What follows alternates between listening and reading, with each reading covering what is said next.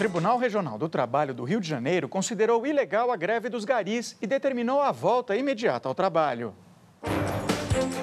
A categoria decidiu pela paralisação ontem à noite e já suspendeu os serviços hoje.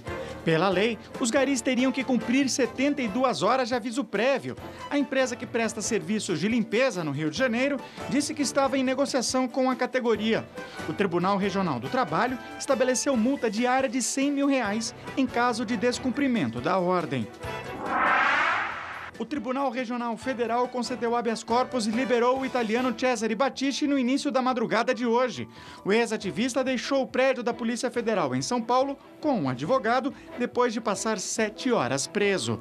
O tribunal considerou que a juíza Adversi Rates não tem competência para mudar uma decisão do Supremo Tribunal Federal e da Presidência da República, que concedeu asilo ao italiano em 2010.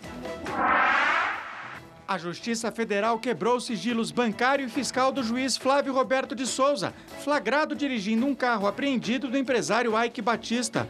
O magistrado confessou ao Ministério Público que desviou mais de R$1 milhão apreendidos pelo Tribunal Regional Federal.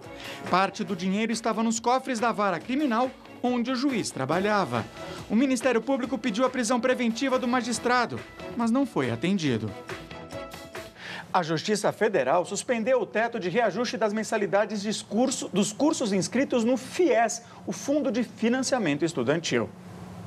A liminar derruba o teto de 6,4% estabelecido para este ano pelo Ministério da Educação. A decisão atende a um pedido da Federação Nacional de Escolas Particulares, FENEP. Vale para 1.500 faculdades em 19 estados e abre um precedente para outras instituições pedirem isonomia.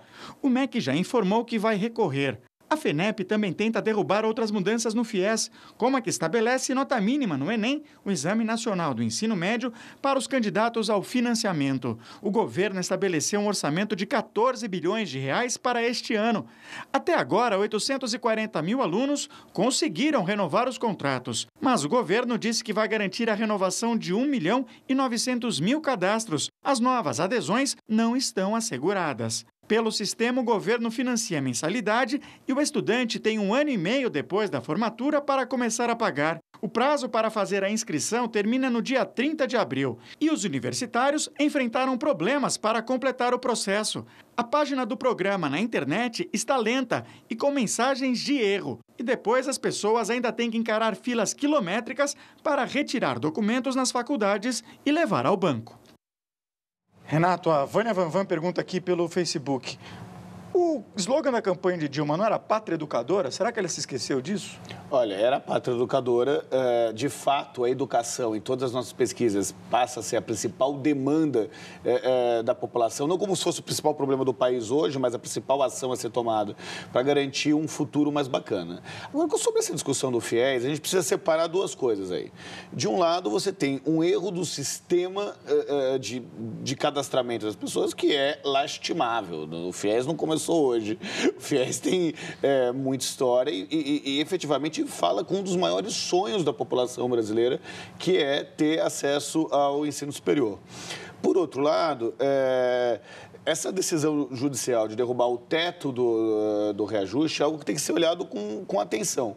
Porque em todo lugar, quando você faz compras em larga escala, por exemplo, você vai comprar merenda para as escolas, carteiras. Você compra em grande quantidade, com isso consegue pagar um preço mais barato. Para o nosso telespectador entender, é como quando ele vai comprar no atacado, é mais barato do que quando ele compra no varejo. Não é possível que a tabela que é financiada e que as faculdades oferecem para o MEC financiar, seja muitas vezes mais cara do que ela cobra dos próprios alunos que entram no varejo. Isso não é aceitável, né? Isso não é aceitável do ponto de vista das contas públicas, que afinal de contas sai dos nossos impostos. Então, só para colocar 2 pesos e 2 medidas aí, nós temos uma série de problemas nesse ano com o FIES. O FIES é fundamental para garantir o acesso dos estudantes importantes ao ensino superior, mas, por outro lado, não dá também para as faculdades privadas acharem que tem que cobrar mais caro do governo só porque o dinheiro é público. O Enio Torres Granel pergunta justamente isso. Por que o Brasil não usa o FIES para todas as universidades federais, já que o estudante devolve o que o governo investiu? Quer dizer, por que não poderia fazer o mesmo esquema do FIES, porém na área pública, sem ser com as universidades particulares? Na verdade, essa área de acesso nas universidades, o governo federal tem 4 programas diferentes. Tem um que é próprio ter universidade federal, cujo o acesso é por vestibular, etc., e não se paga nada. Aí você tem o ProUni, que é uma modalidade de bolsa, e depois você tem o FIES, que é um financiamento a universidades privadas. E depois você tem bolsas que cruzam o Ciências Sem Fronteira, etc. São modalidades diferentes, complementares. Essa questão do FIES existe na maior parte dos países, inclusive nos desenvolvidos. Você tem menos universidades públicas, gratuitas, e tende a ter mais esses modelos onde o sujeito paga pelo menos parte da mensalidade, mesmo que sendo pública, né? Eu acho que o governo lançou mão de um conjunto de ações que faz muito sentido, como o Renato indicou. Isso não é só questão de ambição pessoal, é questão de desenvolvimento nacional. Claro, tá certo? Agora, não pode, depois que botou essa máquina para andar, não pode brincar com ela, que parece que o governo está querendo fazer economia nesse tipo de ação. Isso não faz o menor sentido. O Supremo Tribunal Federal vai abrir consulta para discutir com a sociedade como deve ser aplicado o ensino religioso nas escolas.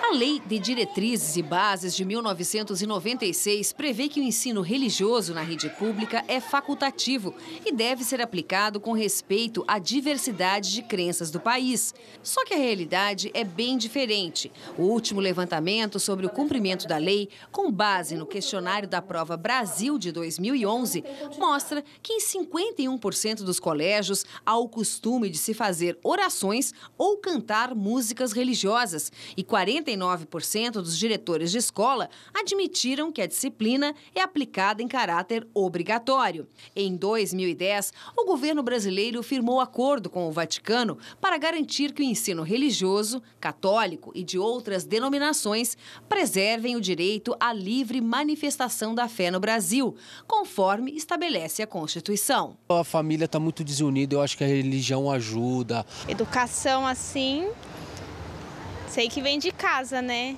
Mas, quem sabe a escola com a religião possa ajudar. O Supremo Tribunal Federal convocou uma audiência pública para discutir como devem ser as aulas de ensino religioso nas escolas públicas. A proposta prevê o respeito à diversidade religiosa, o que implicaria em ter professores formados em teologia para aplicar a disciplina. O encontro deve acontecer no mês de junho. De não impor porque a criança tem que ser uma coisa ou outra.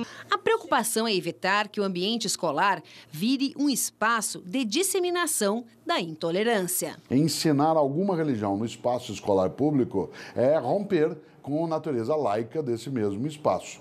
Num outro polo, será que deve ser uma disciplina? Nem sempre. Acho que deveria ser algo colocado para que a comunidade escolar decidisse. O último resultado do Enem mostrou que houve queda na qualidade do ensino no Brasil. Dos mais de 6 milhões de estudantes que prestaram o exame, apenas 250 tiraram a nota máxima. O raio-x da educação brasileira aponta para a necessidade no reforço das disciplinas tradicionais. Pode significar trazer para o interior da escola, na verdade, questões que já são do âmbito pessoal, familiar. É um tipo de ensino que muito facilmente vai se converter em pregação. Como assunto é religião, vamos continuar nele. Ao completar 2 anos de pontificado, o Papa Francisco anunciou que não vai permanecer por muito mais tempo no comando da Igreja Católica.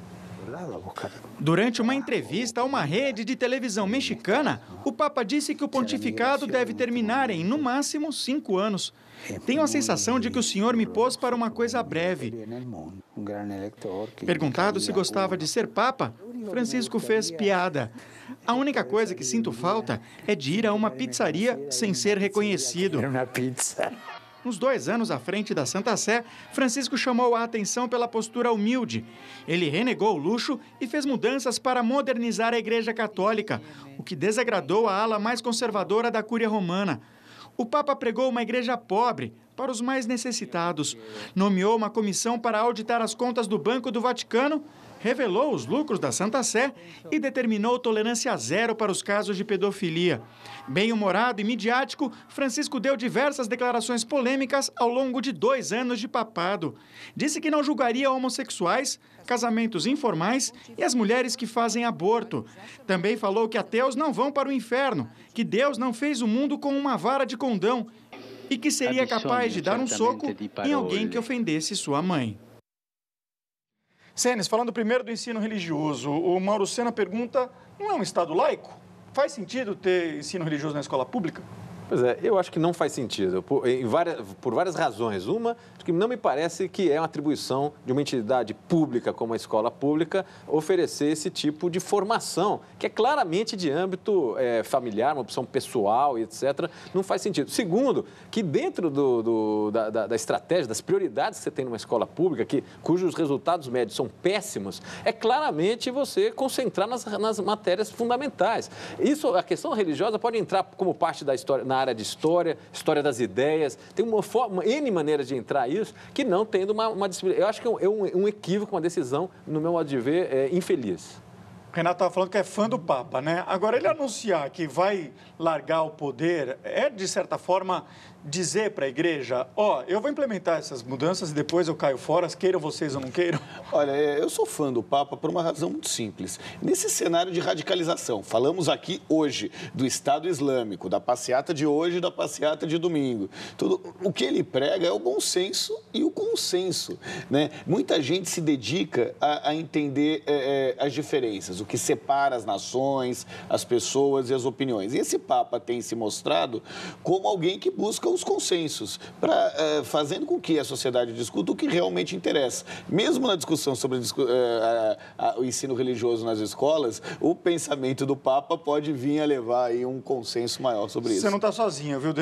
O Dermival, a Vânia, todos eles estão dizendo que também são fãs do Francisco, mesmo que se crie um sindicato de papas eméritos no Vaticano, né? Vão ficar os dois lá. A seguir, americano infectado com o ebola na África transferido para os Estados Unidos. E ainda, quem espera avião no aeroporto do Recife agora conta com cabines para dormir.